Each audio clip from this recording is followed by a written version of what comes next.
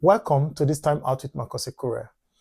Yeah, at some point in time, I just decide not to make videos about the Nigerian situation. But at some other time, you just keep having this compelling reason to do so because we can't just be caught up in the web of this conspiracy of silence.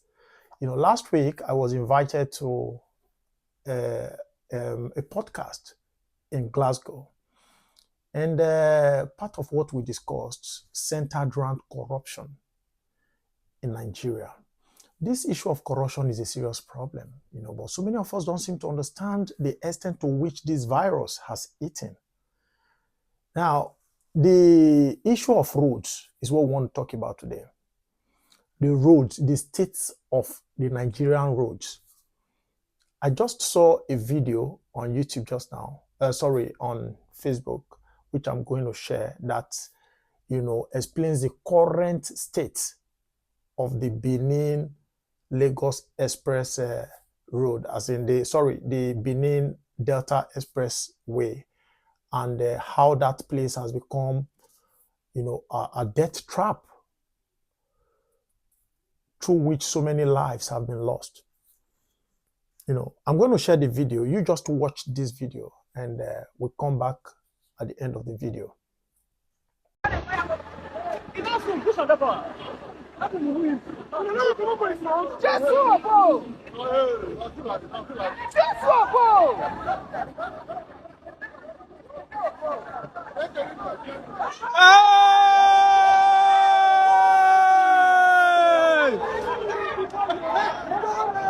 Jesus, and then they tell her now, driver dey inside though.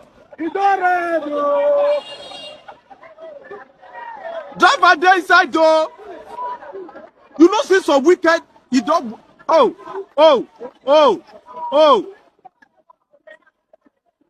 And they tell say Mark no go pass this thing.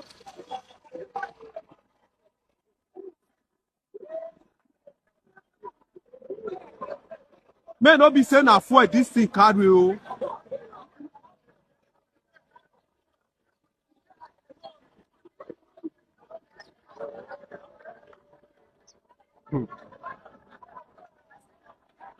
After why go man me egwe o? Why just go man me egwe?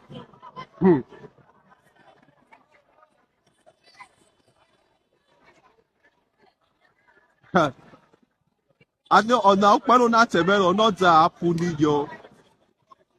Ẹ máa mi ọ̀gì bìíní lọ́kọ̀ náà. This federal road. Yes, what does that video show to you? What does it depict? It depicts a country where the lives of citizenry doesn't mean anything to the leadership. Sometimes it hurts me so much when I look at the level of wickedness, how wicked humans can be. Today, so many Nigerians are in diaspora, but the truth remains that there's no place like home. We have some of the best brains of Nigeria traveling, outside Nigeria because of the frustration and the recklessness of our politicians.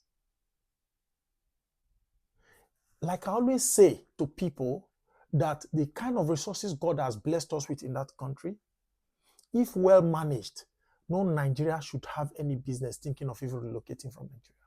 God has blessed us so much. But what do we see every day? Is evidence supporting what Richard Otti describes as resource cost theory. That is poverty, lack in the midst of plenty for a people so blessed with wealth of resources. That has been our narrative as a people. A country where we continue to celebrate individuals as stronger individuals rather than stronger institutions. A country with weak institutions. If you travel around the whole world, go to developed countries that have attained slot for themselves in Committee of Nations, you'll find something common among them. There are two basic factors that set the destiny of any nation right. Number one, institutional framework, talking about the rules and regulations, government policies, and the willingness of citizenry to obey and follow those policies. But most importantly is the second factor, which is volunteering, loyalty, and patriotism of the people that make up the country. That's the citizenry.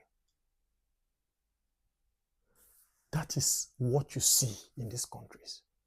You see patriotism on the part of the citizenry, their willingness to follow rules, established rules and regulations, institutional frameworks. You see,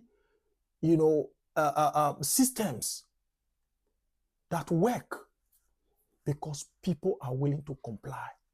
They are patriotic. But patriotism is not something that falls from heaven. Like I always tell people, there is a price for patriotism.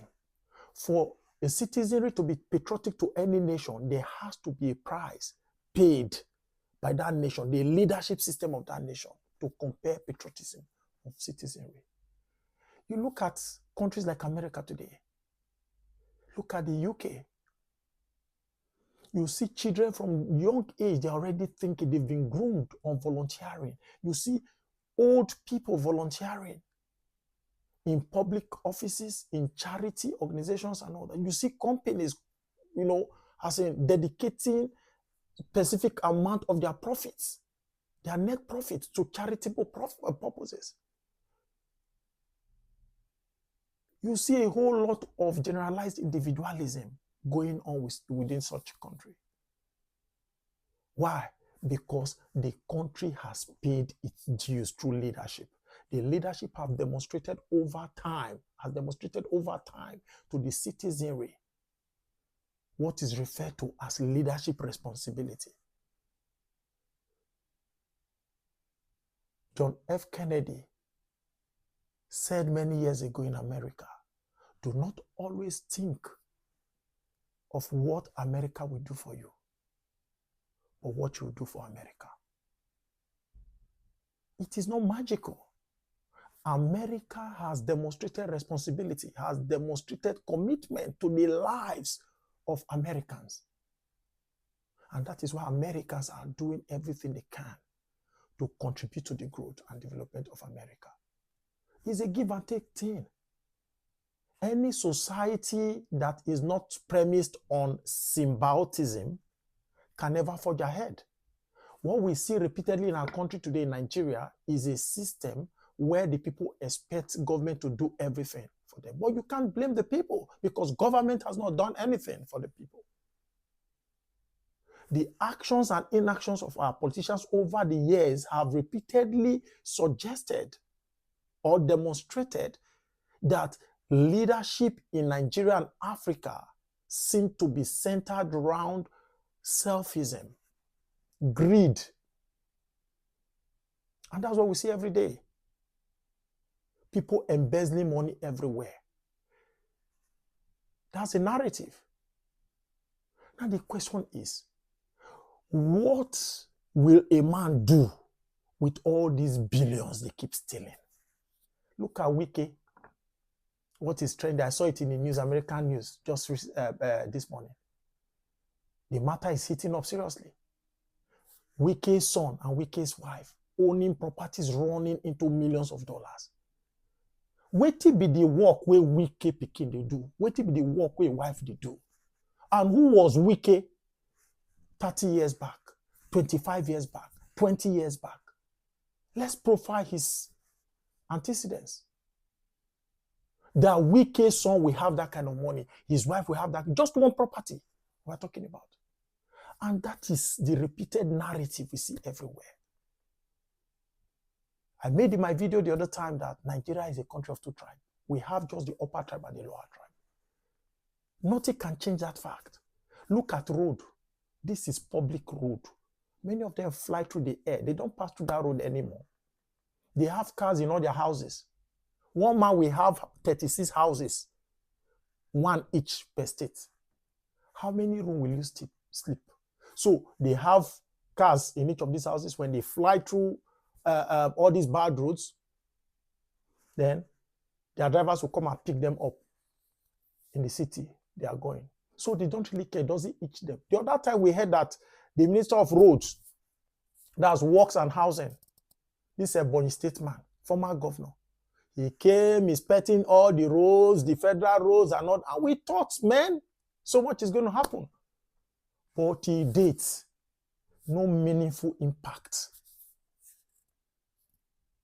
anywhere for anybody to talk about. All we see is just propaganda on Facebook, all those their boys loyally singing all sorts of manner of songs, appellations, praising them, hailing them. But in reality, nothing. Look at that road. So many videos have been made about that road. Many lives have been lost. Many businesses have been crumbled just because of that road. Look at that truck that just fell down. Now, it taught me so much that these people don't seem to even understand the pains of the people. Just common road. No country can make progress without these basic facilities. Good road network. You talk of electricity. Organized market structure. Good institutional support for businesses and citizenry. No country can make progress. It's just a case of a few persons celebrating and the masses are dying. So the few persons don't care. But the truth remains, in the words of Tupac Shakur, late Tupac Shakur, that if you fail to spread the riches, if the rich fail to spread the riches amongst the poor will spread their poverty amongst the rich. We are coming there very soon. There are 4 main